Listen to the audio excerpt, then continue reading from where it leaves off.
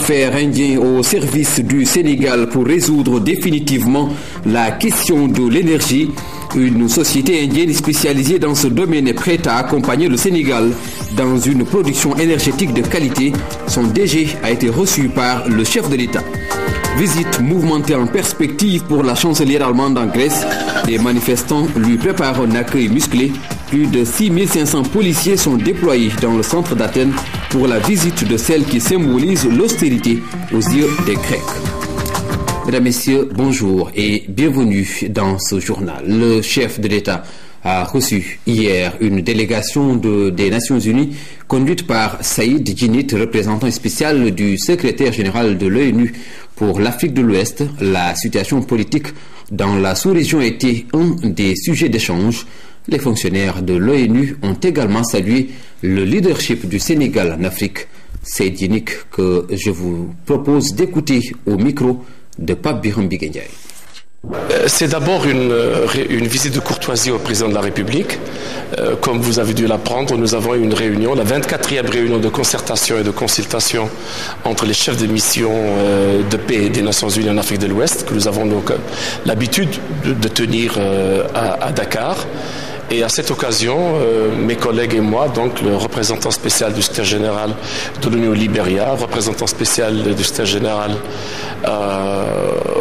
au Côte d'Ivoire, au Libéria, représentant spécial du secrétaire général en Guinée-Bissau et le représentant du secrétaire général en Sierra Leone et moi-même pour l'Afrique de l'Ouest.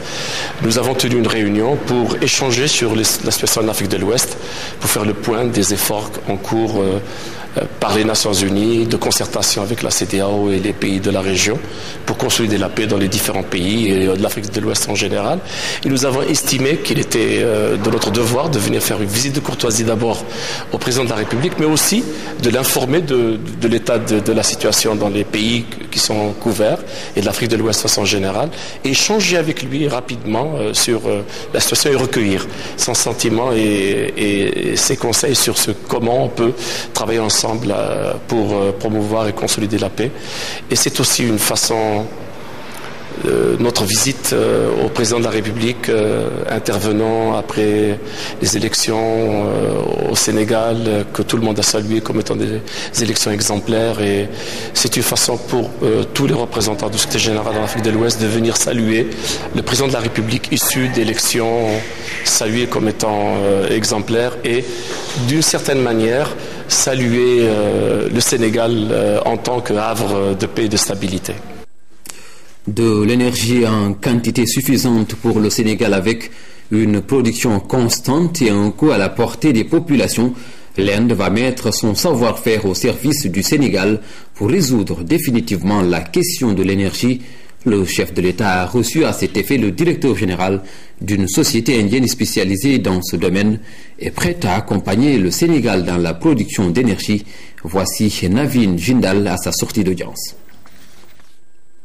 Nous avons été très encouragés par nos discussions avec le chef de l'État. Nous sommes une société indienne qui intervient dans l'électricité, mais également dans l'acier. Nos discussions ont porté essentiellement sur l'électricité. Le président souhaite que l'électricité soit disponible et abordable en fait pour tout le monde, et donc nous allons explorer cette opportunité d'investissement. So we hope that we can meet that requirement. In India, we have huge experience en Inde, nous avons l'expertise dans l'électricité produite grâce en fait au charbon, mais aussi l'électricité hydroélectrique. Et au Sénégal, nous allons explorer en fait la construction de grandes centrales qui pourront en fait subvenir aux besoins du Sénégal, mais aussi destinés éventuellement à l'export. Vous savez, le Sénégal produit de l'électricité, mais très cher, avec le gasoil, le diesel. Et donc, nous souhaitons une électricité moins chère, donc à des tarifs compétitifs pour le Sénégal. Which is very expensive. So we hope that we can meet the power requirements of Senegal. After meeting His Excellency, the President, Après cette réunion, nous sommes vraiment très motivés de commencer le travail très rapidement. Le président nous a demandé en fait de proposer des prix très compétitifs et c'est ce que nous allons faire dans les meilleurs délais en fait. Do this project. So we are going to put together the best proposal and try to do the project very expeditiously in the best interests of Senegal. Dans un tout autre domaine, Tainabé, dans le département de Mbacké, a inauguré son nouveau forage, une cérémonie présidée par le ministre de l'Hydraulique et de l'Assainissement. L'ouvrage d'un coût de plus de 400 millions est le fruit de la coopération sino-sénégalaise. Il va provisionner 30 villages du Baol. Omar Baldé. Par ce geste, le ministre de l'Hydraulique et de l'Assainissement inaugure le forage de Tainabé. Cet ouvrage va approvisionner en eau potable 30 villages de cette contrée du Baol. Désormais, l'eau coule à flot dans ce village. Le calvaire des femmes en quête du liquide précieux est devenu un vieux souvenir. Satisfait total des populations. Nous remercions le président Macky Sall qui a permis la réalisation de ce forage. Cet ouvrage qu'il nous a attribué est une aubaine pour tout le village, car c'est la satisfaction aujourd'hui d'une vieille doléance. Nous sommes vraiment contents. Un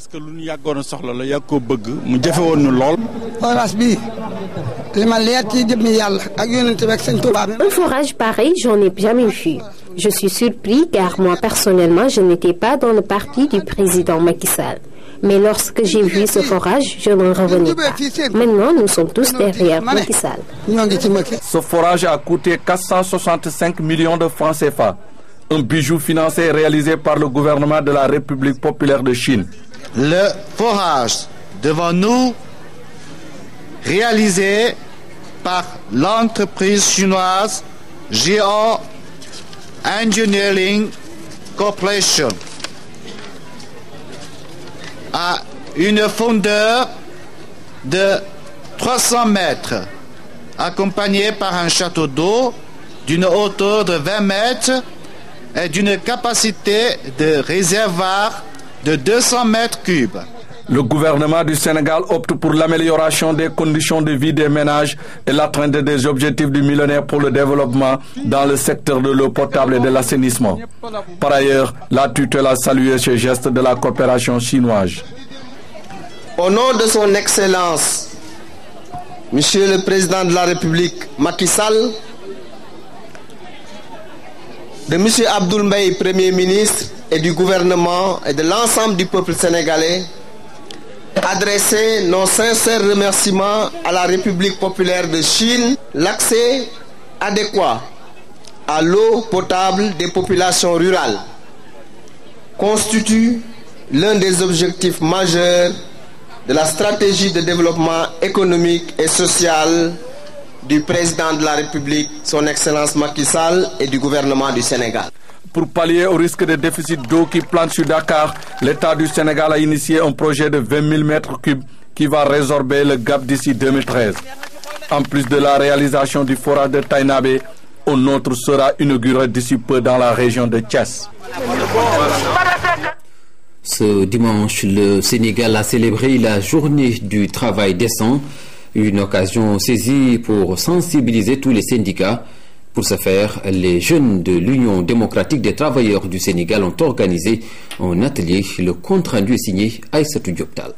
Le chômage frappe de plus en plus les jeunes. 86,3 millions de jeunes à travers le monde sont au chômage, soit 44% des jeunes de la planète.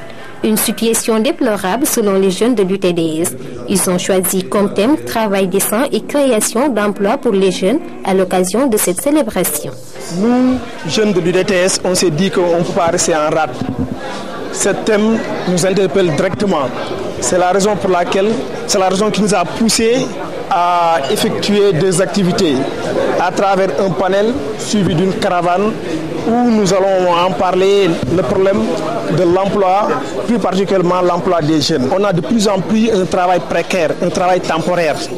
Parce qu'aujourd'hui, il y a pas mal de sociétés de traitance.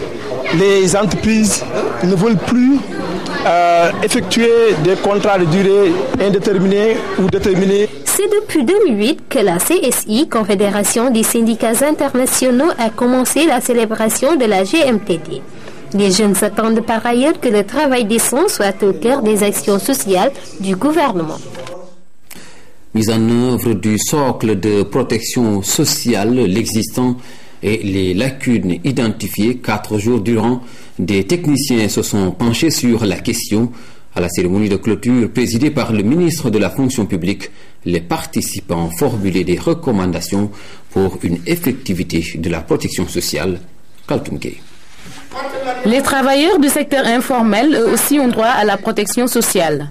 Pour que l'accès soit concret, il faut identifier l'existant et les lacunes dans la mise en œuvre du socle de la protection sociale au Sénégal. Ça a été rendu possible par la décision de M. le Président de la République qui a décidé d'élargir la protection sociale au secteur informel, aux couches sociales les plus dépunies, à tous les Sénégalais, et qui a demandé qu'on y réfléchisse. Les partenaires locaux et internationaux sont prêts à accompagner le processus, tant sur le plan technique que financier. En collaboration et en partenariat avec l'État dont nous sommes des démembrements, la main dans la main, faire en sorte que les mesures préconisées puissent être opérationnalisées pour la prise en charge du socle de protection sociale. Je voudrais exprimer notre engagement, l'engagement du Bureau international du travail, en collaboration et coopération avec d'autres partenaires techniques et financiers, pour vous accompagner dans ce processus, pour que, comme je l'ai dit, pour qu'on voit le Sénégal d'ici 2 ans, 3 ans, avec une protection plus accrue de sa population. Au sortir de cet atelier, des recommandations ont été notifiées, entre autres un leadership à définir, une mobilisation des finances, un bon cadrage des domaines d'intervention et une forte volonté politique pour la réalisation de ce projet.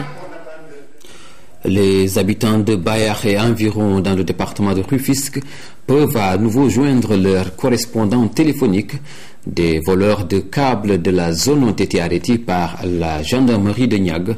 Les hommes en bleu appellent par ailleurs les populations à une meilleure collaboration. Maman Moussaï. Des délinquants, de véritables délinquants, ces individus. Ils sont 3 et passent tout leur temps à déterrer, découper, voler les câbles des fils de la Société nationale de télécommunications, la Sonatel. Souvent, ces voleurs opéraient la nuit.